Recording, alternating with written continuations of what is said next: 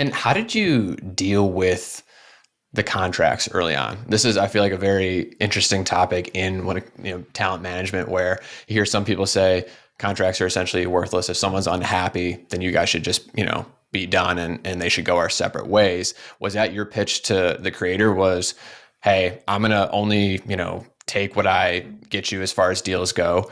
If I don't make you anything, there's no financial loss. And if you're not happy, we can go our separate ways. Was that the pitch early on? That was really important to me early on because I obviously didn't necessarily know how it was all going to shake out. So I wasn't going to promise someone something and lock them up for multi-year and try to do all of that.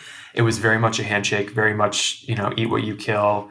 And then over the years, as the business grew and we had more certainty and track record, you have some kind of contract, but in 15 years, we've never kept a client in a contract if they were unhappy or if we were unhappy. You wouldn't just like keep them to keep them, because it's a person's life and livelihood and all of that stuff. So we've always been very, the contract between a manager and the client should be the last thing anyone is thinking about or worrying about. And I always tell people, if a manager is so intent on a contract and it feels like that's their biggest focus, there's probably a red flag. They should be worried about getting you other deals, not about the deal with you.